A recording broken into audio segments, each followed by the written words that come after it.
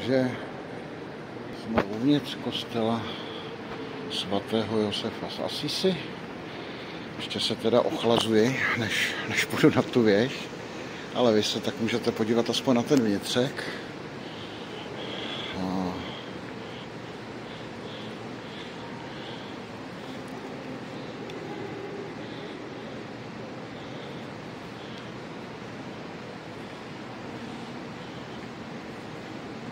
Se na to můžete podívat.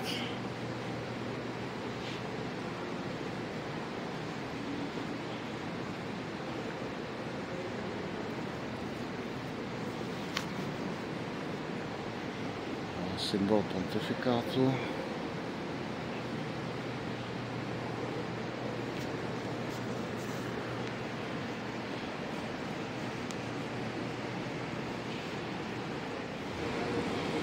Se na to můžete podívat.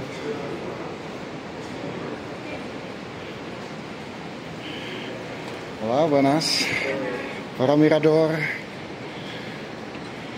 Takže vidíte, tady u vstupu si koupíte vstup za $5.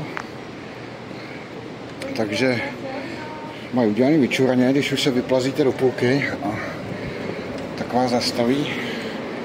Už si těžko řeknete, že už půjdete zpátky, tak si to prostě koupíte. No tady hned máte kavárnu ve věži. Buenos días. Takže si tady můžete dát káve. Můžete tady posedět. Nicméně, no tak to je dobrý tohle. To je úplná bomba. Vitrážový okna.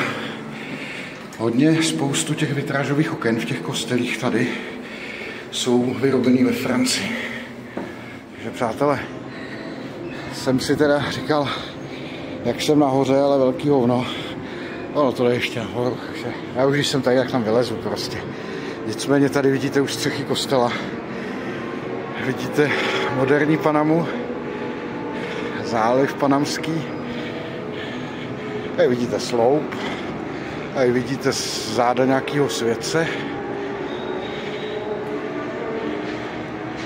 Se na to tady můžete podívat. Tamhle už jsou vzadu kontejnerové lodě. Takhle za rohem je přístav. Ten tady bohužel není vidět. Jo. Národní divadlo.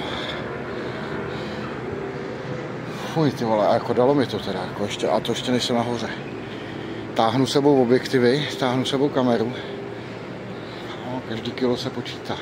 No a tamhle vidíte naproti na kopci Panama Bandera, tam půjdeme taky s klukama v úterý. To vlastně vidím z hotelu, takže jako vidíte, že nejsem zas tak daleko a jsem už tady v tom San Felipe. Takže já teda vylezu ještě nahoru, dodělám to video, pak prohodím objektiv a udělám nějaký fotky odsud. Tady vidíte ještě schody, poslední snad už.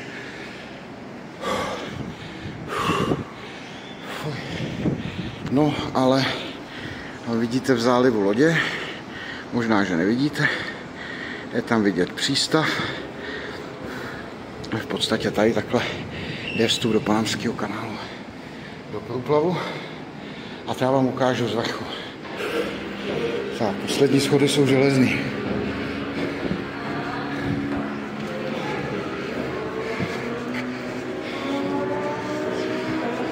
A jsme tady, přátelé. Zase z jedné strany. Tam půjdeme jaký dozadu. Tamhle je přístav. Není to nákladní přístav, přátelé. Je to v podstatě pro milionáře jachty, motorové čluny. Nicméně tady už se štosují lodě. Tamhle ten kopec, to je americká základna nad přístavem. Ta je do dneška funkční. Tamhle vepředu to barevný, to je muzeum.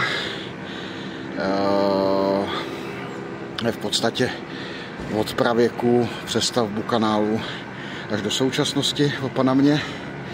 Tak a teď nevím, jestli to uvidíte, tak za tou věží tady je velký oblouk. Tak to je Puente las Americas, to je most, který spojuje Jižní a Severní Ameriku. A pod tím mostem proplouvají nákladní lodě do průplavu. Tak, přátelé, podíváme se na druhou stranu.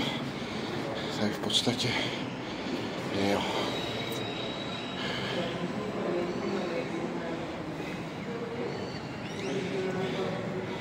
Tak, se můžete podívat. Jo, výška jako kjáva. A já zkusím, počkejte, hotel. Těžko říct. Já vidím. Těžko rozeznat, který je náš hotel. Ne, nerozeznám to, bohužel, ale tímhle směrem někde bude náš hotel. Protože v podstatě já se musím trošku vyklonit, abych viděl tu vlajku, no nevadí. Jo, tady vidíte.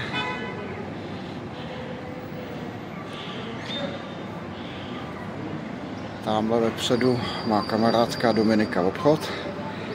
Tam určitě vezmu kluky taky se podívat. To jsou Kubánky, přistěhovali se do Panamy.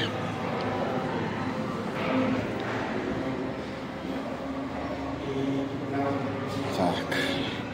A v podstatě tady odsud už začíná Santa Costera. Je to promenáda, po který dojdete až v podstatě úplně tamhle nakonec. Lidi tam sportují, je tam plno stánků. Takže tam vás vezmeme na prohlídku potom taky. Tak, podíváme se na druhou stranu. A holky si dělají fotky, selfie.